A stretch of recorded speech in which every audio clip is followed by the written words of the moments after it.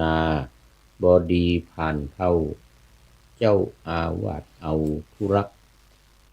สนับสนุนมอบทุนวัดพระธาตุดอยสุเทพบำรุงก็ครูวันลบนามวงพรหมจุงจักนำอำนวยการบรรเจิดจ้าพระมหาประสิทธิ์เป็นหัวหน้าสถานีราเคร่งครัดอาตมาพระครูปริยัติยานุศาสตร์ผู้บรรยายนำเอาธรรมะมาแผ่ขยายฟังตามสบายต่อไปเนอเจ้าต่อไปเนอเจ้าขอถวายความนอบน้อมแด่พระรัตนตรัยมีพระพุทธเจ้าเป็นต้นขอถวายความเคารพพระมหาเถระพระเถรานุเถระเจ้าคณะพระสังฆาธิการทั่วโลกมีพระเดชพระคุณพระธรรมเสนาบดีเจ้าคณะภาค7วัดพระธาตุดอยสุเทพและพระเดชพระคุณหลวงพ่อพระครูสิริญาณวิเทศหรือหลวงพ่ออาจารย์หลวงพ่อพระมหานวลวัดพุทธารามเฮลซิงกิประเทศฟินแลนด์เป็นต้นและขออำนวยพรแด่ท่านผู้ฟังท่านผู้ชมสาธุชนพุทธบริษัททั้งหลายวันนี้รายการพระไตรปิฎกลอยฟ้าก็ลอยมาจากวัดพุทธารามเฮลซิงกิประเทศฟินแลนด์เหมือนเดิม เพราะว่าขณะนี้กำลังพักพาอาศัยอยู่ที่วัดพุทธารามเมืองเฮลซิงกิประเทศฟินแลนด์มาหลายวันตั้งแต่วันจันทร์มาถึงวันนี้ก็วันศุกร์และจะเดินทางกลับไปวัดโพศูนย์ปฏิบัติธรรมวัดพระธาตุดอยสุเทพบนเกาะไอกาน่า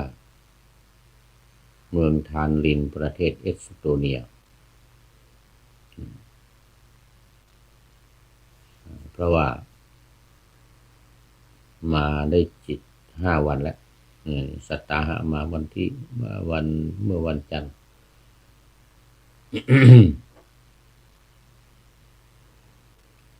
ก็กำลังกลับมาจากประเทศสวีเดน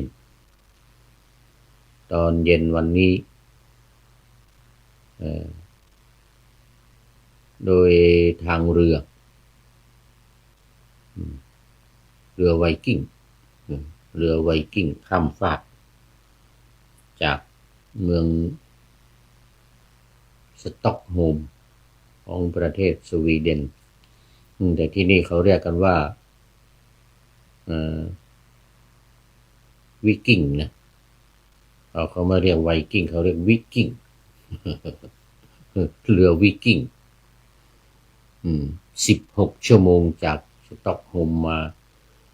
เฮลซิงกินี่ถึงตอนเช้าวันนี้10 นาฬิกาตอนเช้าเรียกคุณหลวงพ่อท่านพระครูสิริญาณวิเทศก็ได้เมตตาให้คุณโยมนุ้ย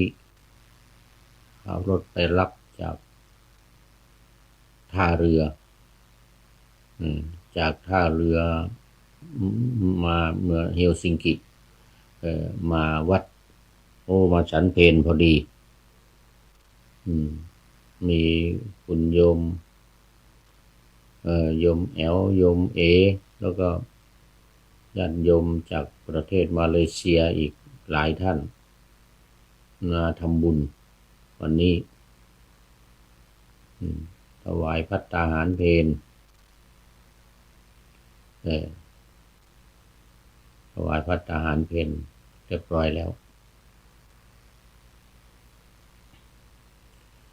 ตอนบ่ายวันนี้ก็เลยพักผ่อนนอนหลับเนื่องจากว่าอาศัยเรือวิกิ้งเนี่ยนะไวกิ้งมาเนี่ยตอนกลางคืนหลับตื่นนอนไม่ค่อยหลับตอนแรกก็จัดรายการเนี่ยมันไม่มีเสียงไม่มีก็เลยเข้าไปนอนพักผ่อนประมาณ2 ชั่วโมงไม่หลับตื่นขึ้นมาก็ทำรายการอีกทดลองเสียงดูมีเสียงขึ้นมาแต่พอจัดรายการจริงๆเสียงไม่มีอีกอินเทอร์เน็ตมันไม่ค่อยเสถียรบนเรือนี่นะปรากฏว่าเสียงไม่มีผู้ชมคอมเมนต์เข้ามาว่าเสียงบะมีครับผมเหมือนน่ะเลยหยุดอีกเสร็จแล้วก็หลับพักผ่อนนอนหลับอีกจะมาหลับได้ก็น่าจะเกือบตี 4นะตี 3เกือบตี 4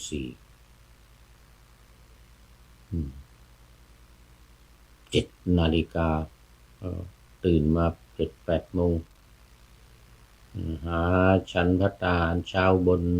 บนเรือไวกิ้ง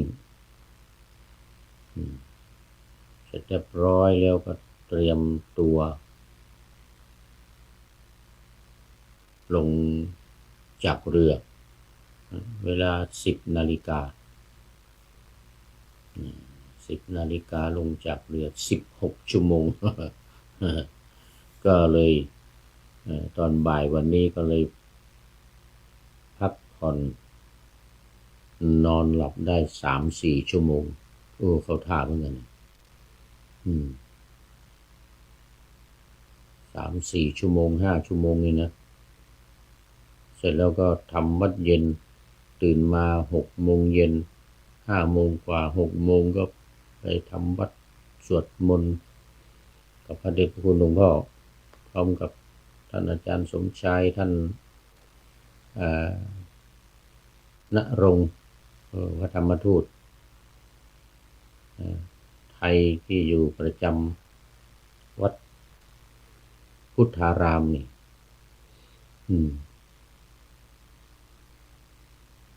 โยมโมทนาสาธุโยมแอลโยมเอก็ทำน้ำปานะผลไม้ปั่นถวายอีกตอนเย็นนี้แล้วไม่พอ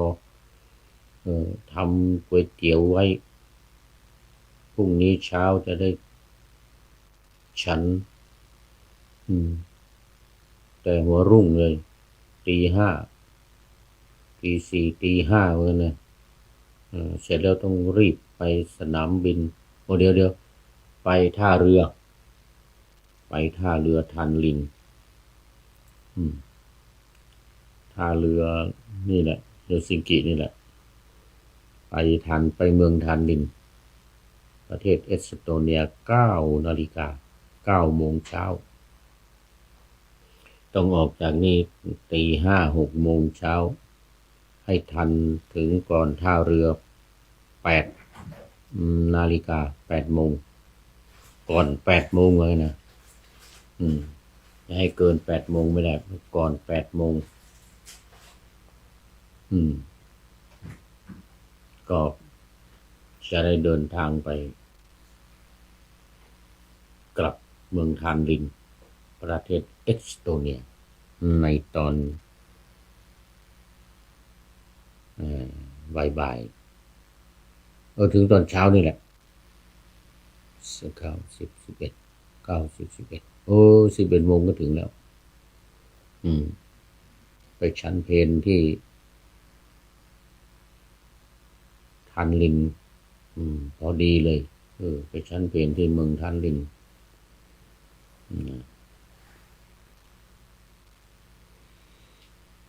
เอาละวันนี้ก็เข้ามาสู่เนื้อหาสาระของธรรมะกันเลย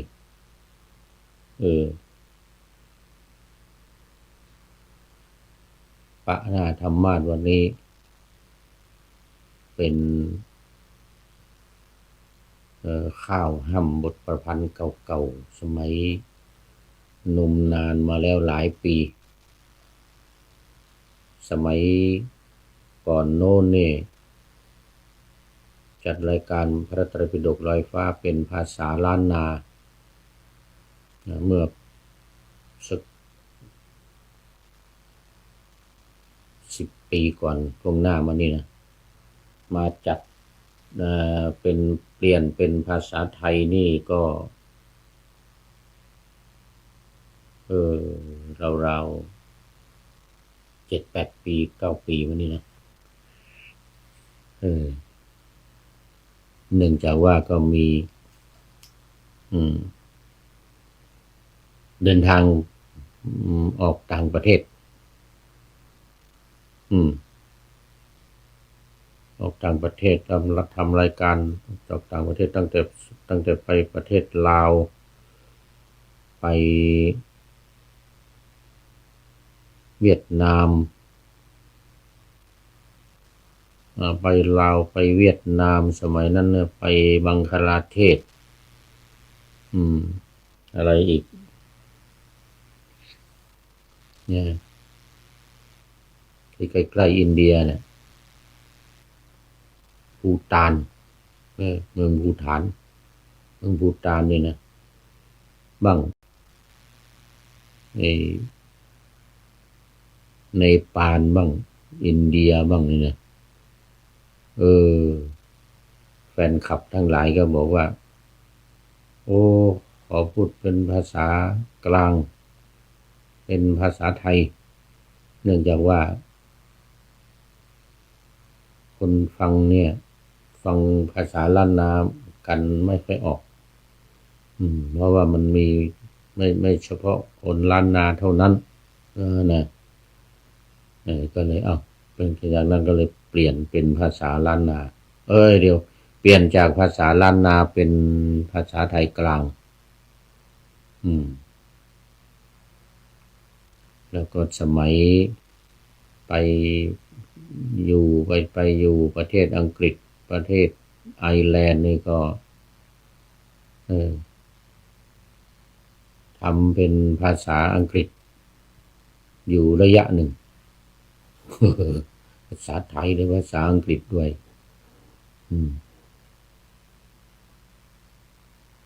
ก็ตอนหลังมานี่ก็เหลือแต่ภาษาไทยอย่างเดียวภาษาไทยกลางอย่างเดียว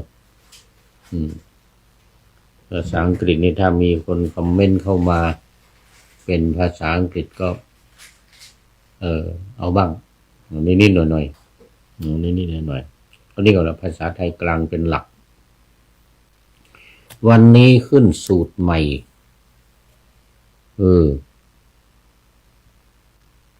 วรรคใหม่ด้วยวรรคใหม่อัฏฐสตปริยายวรรควรรคที่ว่าด้วยการบรรยาย108 ประการสูตรที่1ศิวกะสูตรว่าด้วยศิวกะปริภาชกสีวกะปริภาชกนี่นะยังอยู่ในสลายตนะวรรคใหญ่ว่าด้วยอายตนะภายในคือตาหูจมูกลิ้นกายใจแต่อัฏฐสตปริยายวรรคนี่เป็นวรรคเล็กวรรคเล็กวรรคน้อย วรรครองลงมายังอยู่ในเวทนาสังยุตเวทนาสังยุตเกี่ยวข้องอยู่กับเวทนา2เวทนา3เวทนา5เหมือนเดิมเรื่องต่างๆไม่ว่าจะ108,900อะไรก็ตามก็จะวนเวียนอยู่ในเวทนานี่แหละความสุขความทุกข์ไม่สุขไม่ทุกข์แล้วก็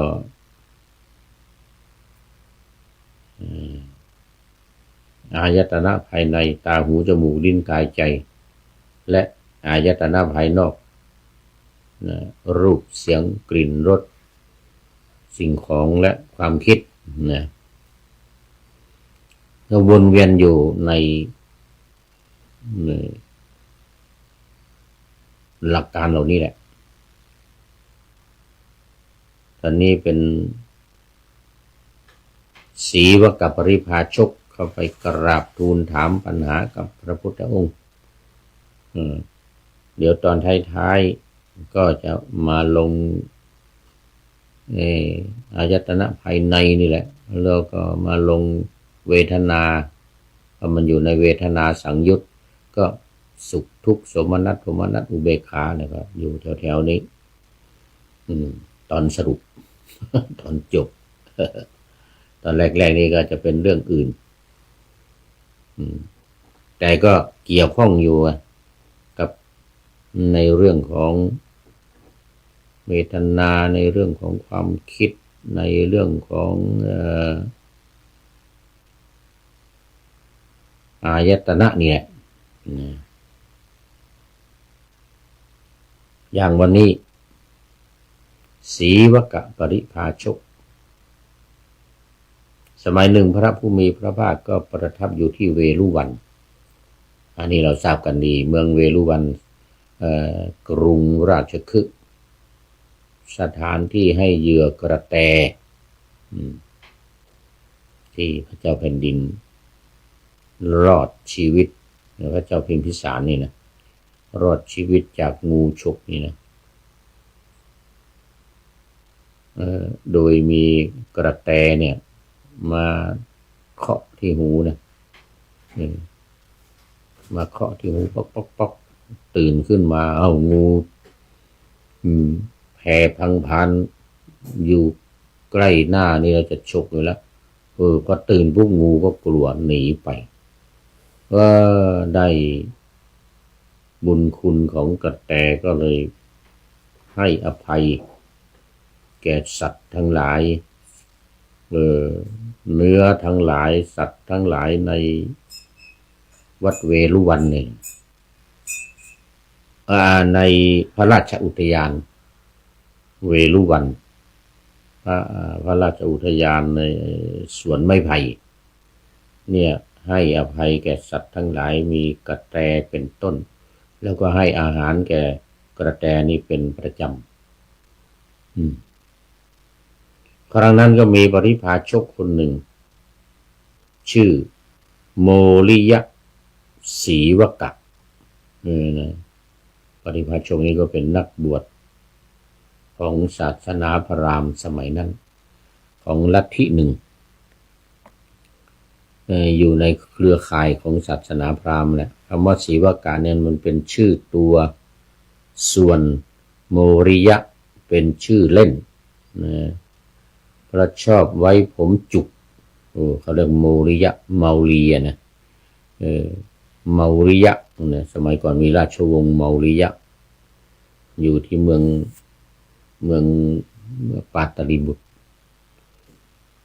รัฐพิหารปัจจุบันนี่นะมีราชวงศ์เมาริยะคือแปลว่ามวยผมโ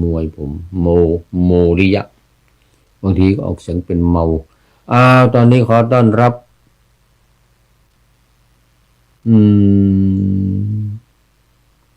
โบนี่อ่านยากพง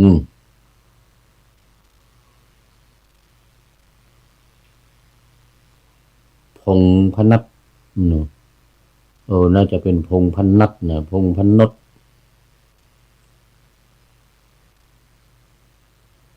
สุ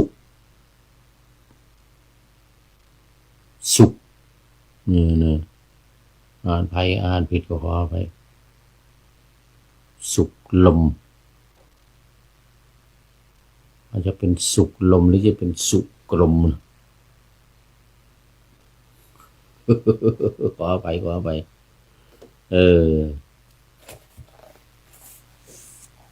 พงประนดนะอักษรโรมันนี่มันอ่านยากพงประนดสุกน่าจะเป็นสุกกลมสุกลมนี่มันจะไม่มีลมสุกก็น่าจะเป็นได้เหมือนกันนะโอ้โมทนาเป็นอย่างยิ่งเป็น FC ใหม่วันนี้เป็น FC ใหม่แล้วจะได้มาดูโปรไฟล์ก่อนเนอะต้องดูโปรไฟล์ก่อนว่าเป็นใครจากไหนมาเป็นผู้ใดมาเนี่ยโมทนาเป็นอย่างยิ่งเนื่องว่าไม่มีใครแล้วตอนนี้มัน4เมืองไทยก็ตี 2แล้ว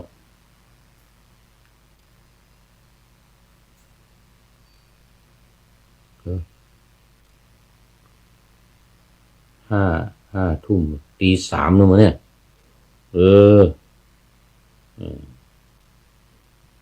ตี 3แล้ว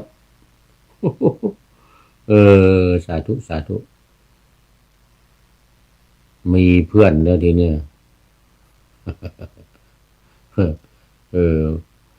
ไม่ง่วงละไม่ง่วงเหงาหาวนอนละ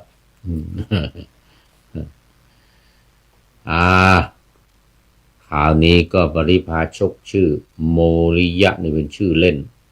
ส่วนศรีวกะนี่เป็นชื่อตัวชื่อจริงชื่อตัวเข้าไปกราบทูลพระผู้มีพระภาคก็ทูลถามปัญหาว่าข้าแต่พระโคดมผู้เจริญมีสมณพราหมณ์บางพวกก็คือพวกพราหมณ์นั่นแหละมีวาทะว่ามีทิฏฐิว่า2อย่างเลยทั้งวาทะทั้งทิฏฐิ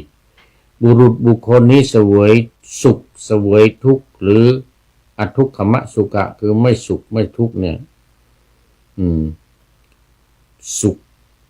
ทุกข์ก็ไม่ใช่สุขก็ไม่ใช่นี่นะเพราะฉะนั้น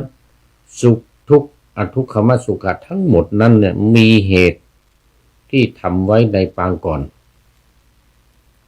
เรื่องทุกข์เรื่องสุขหรือไม่สุขไม่ทุกข์อะไรต่างๆเนี่ยมีเหตุไว้ในปางก่อนแล้วในข้อนี้เนี่ยพระโคดม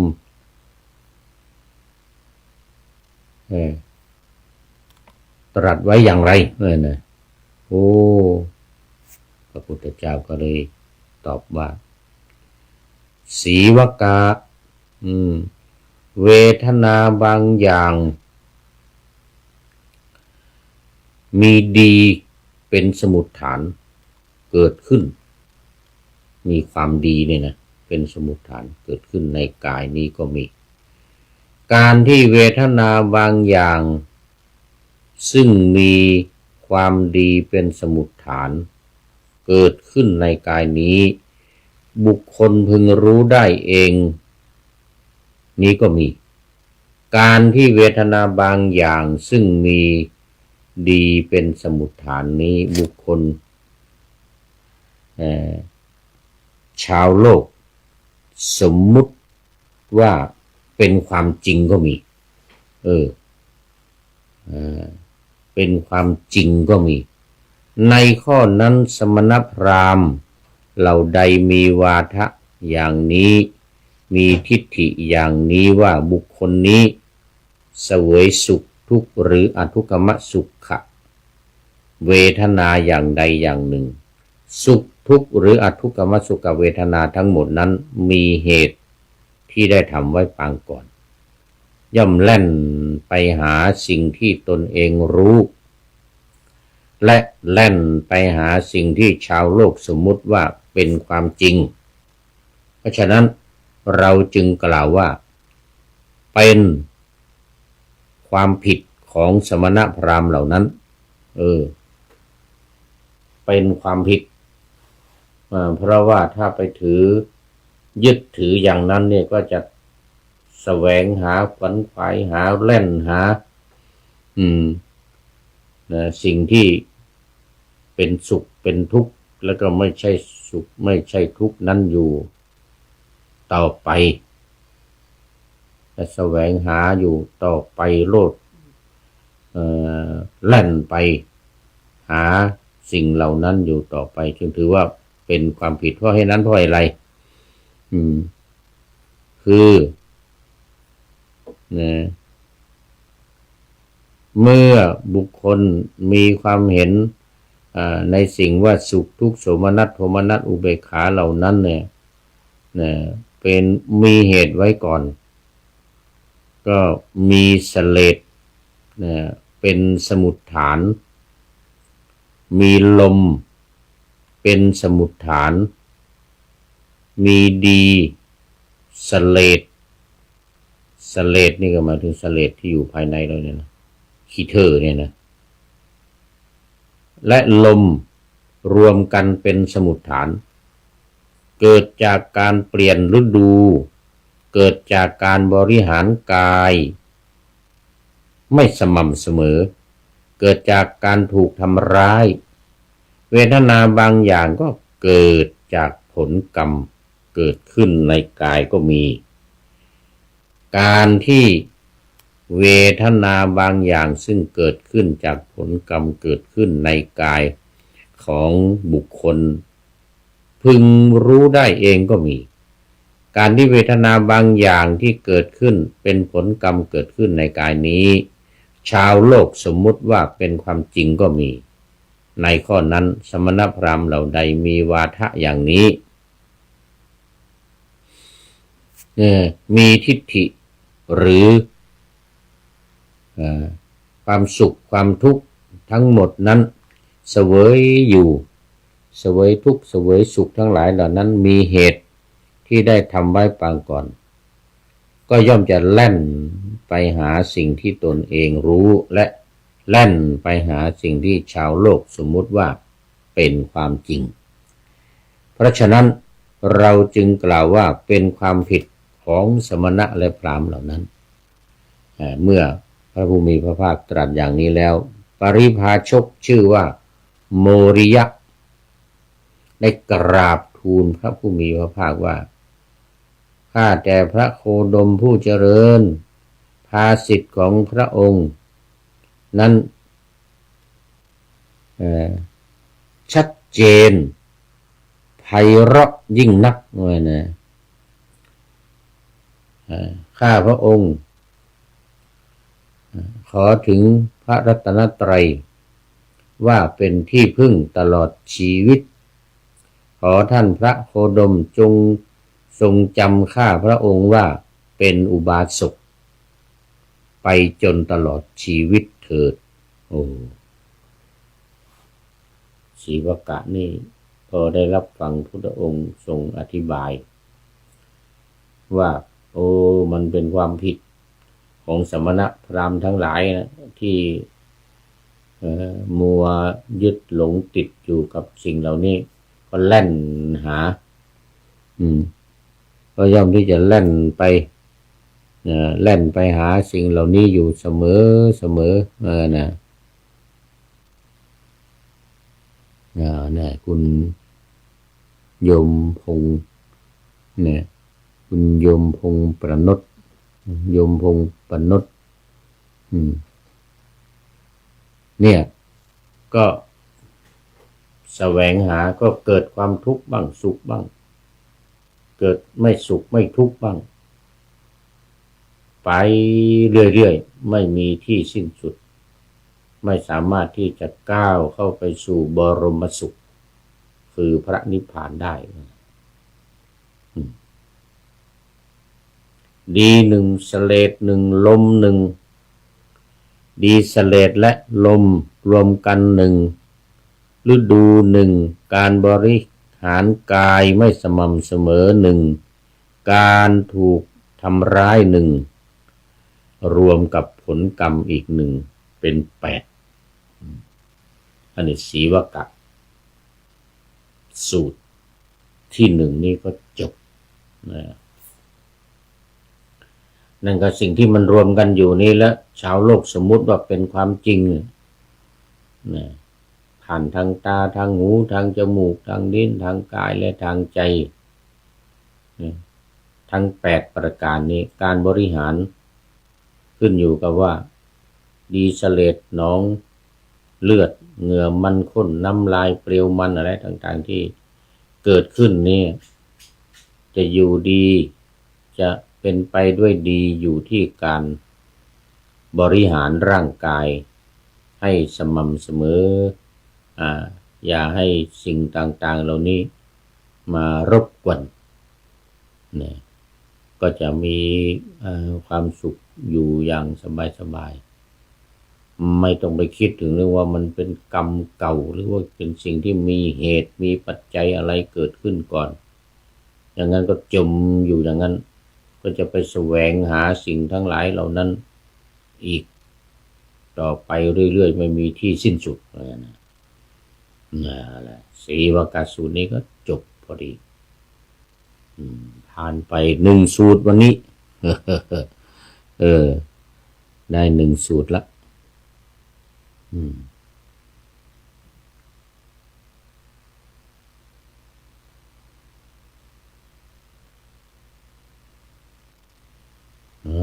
ละไป1สูตรต่อไปเป็นสูตรที่2อัฏฐสัตตสูตรว่าด้วยเวทนา108ประการเมื่อกี้ยังไม่ถึงเลยเนี่ยมาในข้อที่270ยังอยู่ในหน้าที่302นะ302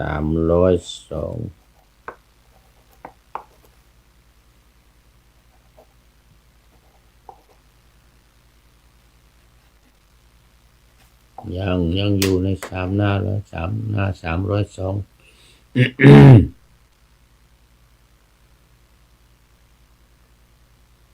มาดูพุทธองค์ตรัสกับภิกษุทั้งหลายว่าเราจักแสดงธรรมบรรยายซึ่งมีบรรยายถึง108แก่พวกเธอทั้งหลายจงฟังนี่เป็นสูตรที่2นะภิกษุทั้งหลายธรรมบรรยายซึ่งมีบรรยายถึง108ประการคือเรากล่าวเวทนา2ประการไว้โดยบรรยายก็มีกล่าวเวทนา3ประการไว้โดยบรรยายก็มีและเวทนา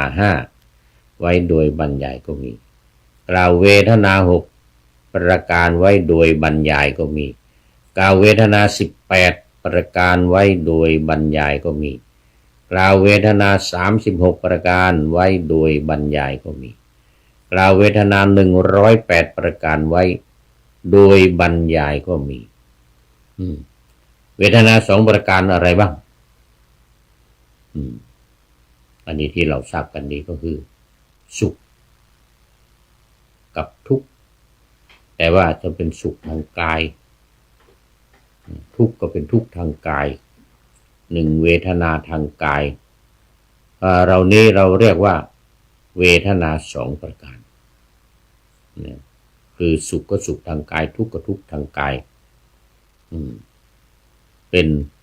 เวทนา2ส่วนเวทนา3คืออะไรสุขเวทนา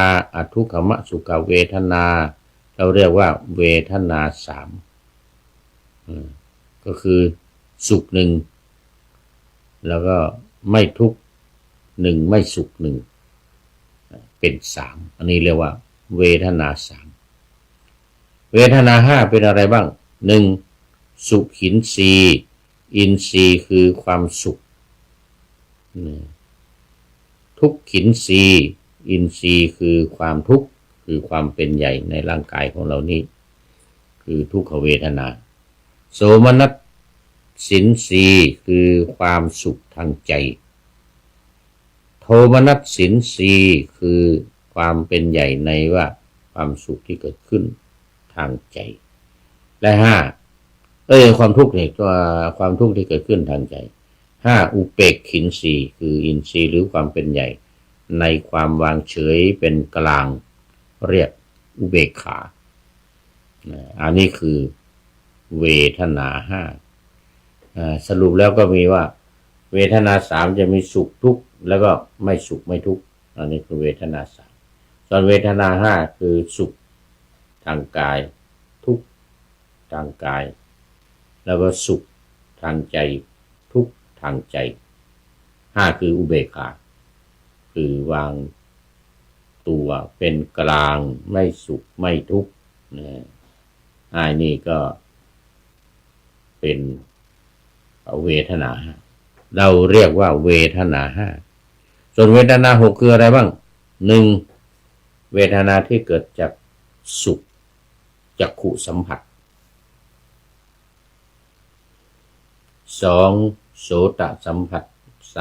3ฆานะสัมผัส4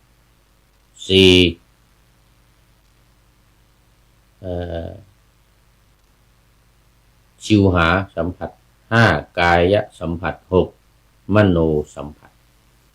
คือสัมผัสทางหูตาจมูกลิ้นกายและใจนั่นเองเรียกว่าเวทนาที่เกิดจากการสัมผัสตั้งแต่จักขุโสตฆานะชิวหากายมโนถ้าเกิดจากการสัมผัสก็เป็นเวทนา6ส่วนเวทนา18ประการคืออะไรบ้าง1เวทนาที่เกิดจากการสัมผัส6ประการ2เวทนาที่เกิดร่วมกับโทมนัสอีก6ประการจะเป็น12 3เวทนาที่เกิดร่วมกับอุเบกขา6ประการมันจึงเป็น18 3 6 18นี่อันนี้คือเวทนา18เอาต่อไปเวทนา36ก็คืออะไรบ้างก็เคหสิตะโสมนัสความโสมนัสที่อิงเรื่องเกี่ยวกับบ้านเกี่ยวกับเรือนโสมนัสคือความสุขที่อาศัยบ้านอาศัยเรือนนั่นเอง6ประการทำไมจึงว่า6ประการที่อาศัยเรือน6ประการก็คือตาหูจมูกลิ้นกายและใจที่เกิดขึ้นเกิดความสุขขึ้นหรือทุกข์หรือไม่สุขไม่ทุกข์ผ่านทางการผ่านเรือนผ่านทางเรือนนี่คืออะไรเรือนนี้ก็คือร่างกายนี่เองอันนี้2เนกขัมมะสิตะโสมนัสคือความสุขทางใจที่อิงเนกขัมมะคือการออกจากกาม6ประการ6ประการคืออะไรบ้างก็เหมือนเดิมตาหูจมูกลิ้นกายและใจ6ประการนี้คำว่าเนกขัมมะคือการออกบวชเนี่ยหมายถึงว่าการออกจากความทุกข์การเว้นก็ได้การเว้นจากความทุกข์อิงเนกขัมมะก็คืออิงการออกจากความทุกข์3เคหสิตะโทมนัสก็คือการโทมนัสที่อิงเรือนคือร่างกายนี้4เนกขัมมะสิตะโทมนัสความทุกข์ใจที่อิงเนกขัมมะอิงการออก ที่เราแปลกันว่าออกบวชเนี่ยนะแต่ว่าในที่นี้เป็นชื่อของธรรมะก็จึงหมายถึงว่าการออกจากกิเลสเหล่านี้ผ่านทางตาหูจมูกลิ้นกายใจเนี่ยคือทุกข์ความทุกข์ทางใจเนี่ยนะเรียกโทมนัสทุกข์ทางใจที่อิงเนกขมะ5เคหสิตะอุเบกขาอิงเรือนคืออิงร่างกายนี้6ประการตาหูจมูกลิ้นกายและใจสุดท้ายข้อที่6เนกขมะสิตะอุเบกขาทีนี้ความวางเฉยหรือความเป็นกลางที่อิงการออกจากความทุกข์อิงอาศัยการออกจากความทุกข์ก็เรียกว่าเป็นเวทนา38ต่อไปสุดท้ายเวทนา108ประการเป็นยังไงบ้าง1เวทนาที่เป็นอดีต36ประการ2เวทนาที่เป็นอนาคต36ประการ3เวทนาที่เกิดที่เป็นปัจจุบัน36ประการ36ก็คือ36เมื่อกี้เนี่ยนะเคหสิตะเนกขมะสิตะเคหสิตะอุเบกขาแล้วก็เนกขมะเคหสิตะอุเบกขาไอ้36เนี่ย36นี่มาเป็นในส่วนของอดีต36แล้วก็มาเป็นในส่วนของอนาคตที่จะถึง36ในส่วนของปัจจุบันอีก36ก็เป็น108อันนั้นเวทนา108ก็เกิดขึ้นมาโดยประการอย่างนี้แหละภิกษุทั้งหลายธรรมบรรยายซึ่งมีบรรยายถึง108เป็นอย่างนี้แหละอัฏฐสตสูตรที่2ก็จบตั้งแต่เวทนา2มานะเวทนา2เวทนา3เวทนา5แล้วก็เวทนา18แล้วก็36แล้วก็108รวมกันเป็น108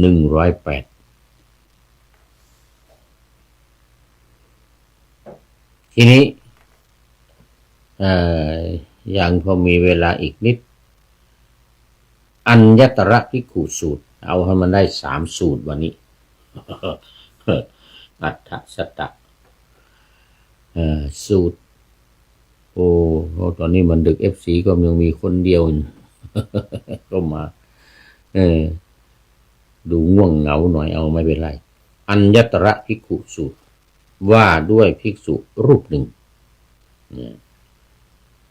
เข้าไปเฝ้าพระผู้มีพระภาคอย่างว่านะกราบทูลว่าข้าแต่พระองค์ผู้เจริญเวทนามีเท่าไรความเกิดแห่งเวทนาเป็นอย่างไร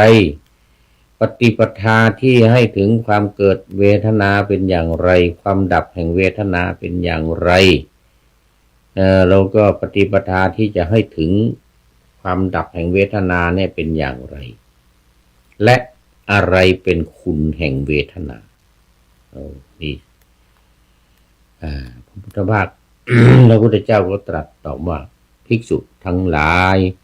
เวทนามี3ประการประการคืออะไรบ้างคือสุขเวทนาความรู้สึกว่าเป็นสุข2ทุกขเวทนาความรู้สึกว่าเป็นทุกข์และ3อทุกขมสุขเวทนาความรู้สึกที่ไม่ใช่ทุกข์แล้วก็ไม่ใช่สุขเป็นกลางเขาเรียกว่าเป็นอุเบกขานั่นเองตรงนี้ที่ตอบว่าเวทนามี3ประการนะต่อไปเพราะผัสสะดับเวทนาจึงดับอริยมรรคมีองค์8ประการนี้แลเป็นปฏิปทาให้ถึงความดับแห่งเวทนาที่ถามว่าอะไรเป็นทำให้สาเหตุไปให้ถึงกับความดับแห่งเวทนาธรรมที่กำจัดฉันทราคะธรรมที่ละฉันทราคะในเวทนานี้เป็นเครื่องสลัดออกจากเวทนาฉันทราคะก็คือความ ใคร่ด้วยเพราะอำนาจแห่งความพอใจแล้วก็ทำที่ละฉันทราคะในเวทนานี้ได้เป็นเครื่องสลัดออกจากเวทนาอัญญตระภิกขุนี้ก็จบไปเป็นสูตรที่3ปรากฏว่ามันยังมีเวลาอยู่เอาอีกหนึ่งสูตรปุพพสูตรว่าด้วยพระดำริก่อนตรัสรู้นี่นะจะยาวอยู่เหมือนกันนะเนี่ยภิกษุทั้งหลายมาในข้อที่272ยังอยู่ในหน้าเดิมคือ302ภิกษุทั้งหลายเมื่อก่อนเราเป็นโพธิสัตว์ยังไม่ได้ตรัสรู้ได้มีความคิดว่าเวทนามีเท่าไรความเกิดขึ้นแห่งเวทนามีอะไรแล้วก็ความดับแห่งเวทนาเป็นอย่างไรความดับแห่งเวทนาที่เป็นแนวทางที่จะให้ดับเวทนาเป็นอย่างไรและอะไรเป็นคุณแห่งเวทนาอะไรเป็นเครื่องสลัดออกจากเวทนา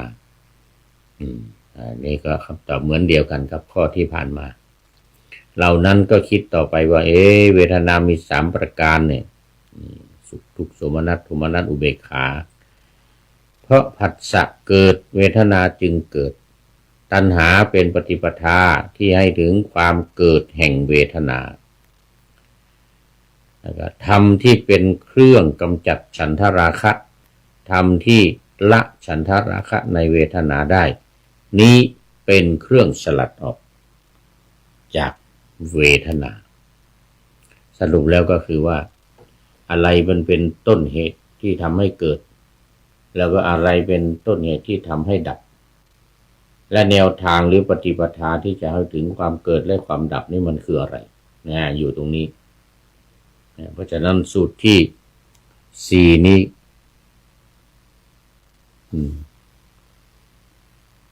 ก็จบอีก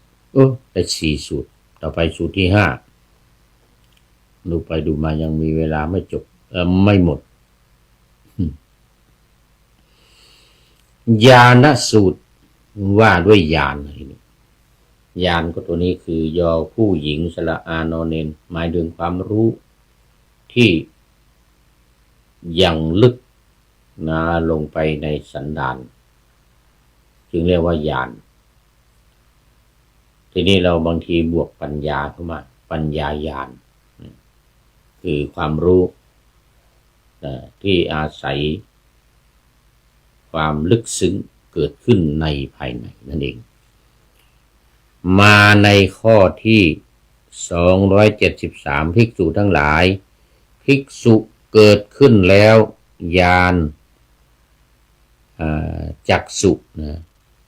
เกิดขึ้นแล้วญาณเกิดขึ้นแล้วปัญญาเกิดขึ้นแล้ว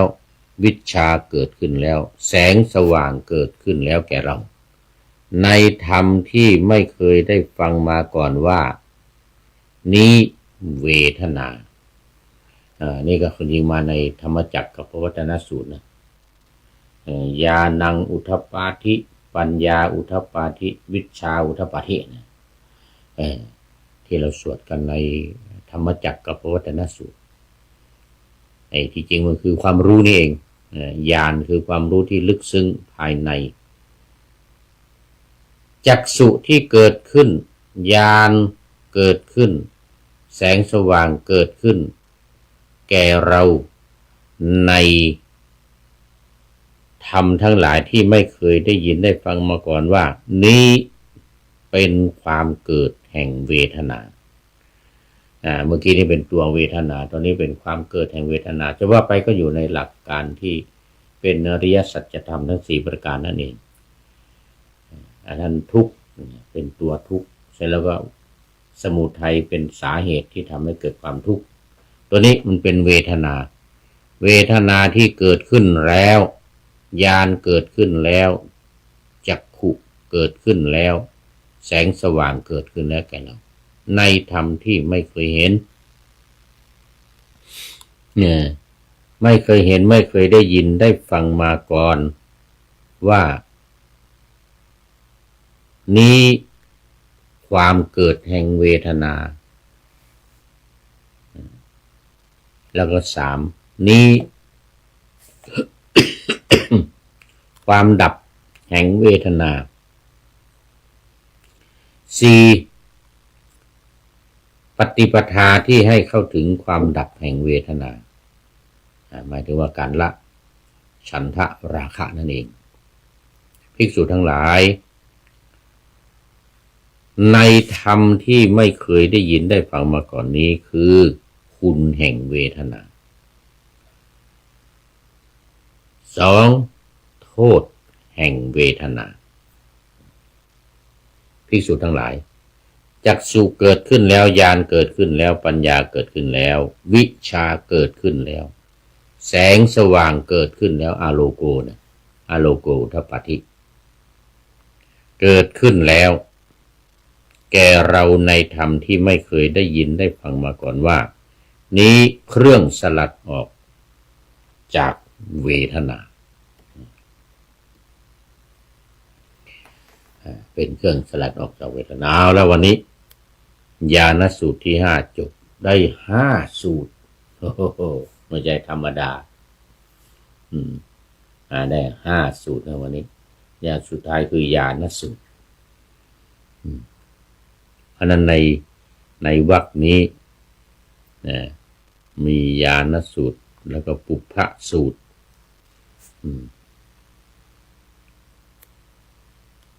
เกิดขึ้นพอดีแล้วก็หมดเวลาพอดี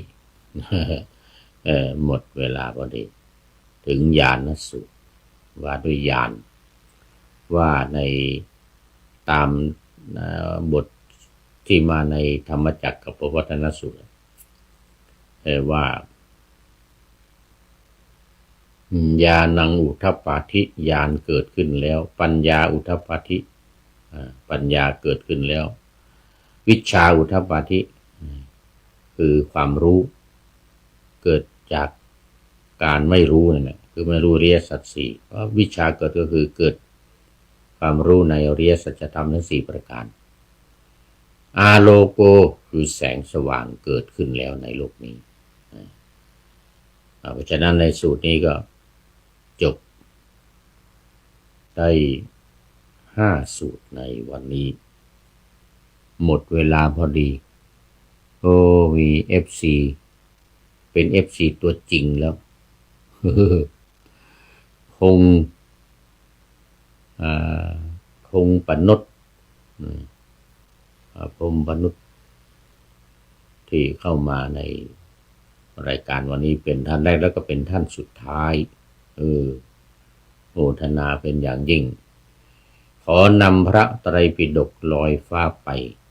จากผู้ฟังทั้งหลายในโลกล่าวันต่อไปจะได้จรย้อนกลับมา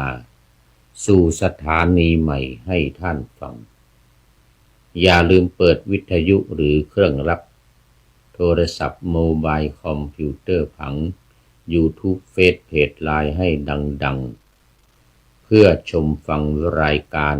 วันต่อไปขอทุกท่านมีความสุขทุกคืนวันนำธรรมะประกอบการงานทั้งหลายเช่นขยันทำงานทางวาจากาย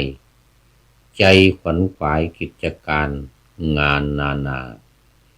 บำเพ็ญสาธารณประโยชน์เว้นสิ่งที่มีโทษโหดเหี้ยงสาประกอบแต่กรรมดีมีราคาแสวงหาเงินทองครองใจคนแล้ววันนี้ข้อคิดสะกิดใจท้ายรายการซึ่งได้เขียนไว้แล้วบนปะหน้าธรรมาสไว้ในวันนี้ว่า ณที่ใดดวงใจไม่ไหวหวั่นขอฝ่าฟันอุปสรรคและขวากหนามแม้สิ้นชาติวาสนาชะตาสามขอฝากนามให้โลกรู้กูก็ชาย อันนี้ก็เป็นข้อคิดจากท่านนายพลนเรศจิตรัตน์ท่านนายพลที่เขียนบทประพันธ์ที่ถูกใจที่สุดถูกใจผู้คุณนี่นะมันมาตรงกับความคิดและอุดมการณ์นี่เรื่องมันมาตรงกับความคิดและอุดมการณ์อย่างเช่นวันนี้ก็เหมือนกันณที่ใดดวงใจไม่ไหวหวั่นนี่นะขอฝ่าฟันอุปสรรคและขวากหนามแม้สิ้นชาติวาสนาชะตาสามขอฝากนามให้โลกรู้กูก็ชายนี่ถูกใจหรือไม่ก็อย่างที่ว่าอย่างที่ว่า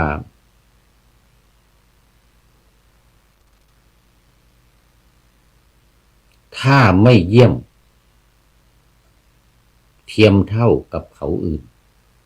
จะไม่คืนสู่ถิ่นให้เขาหยัน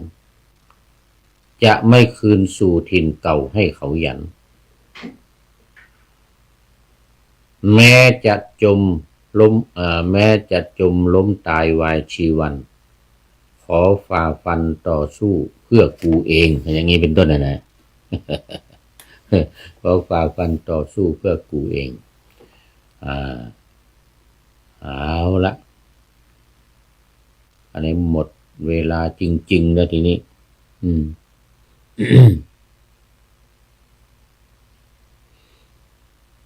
ถ้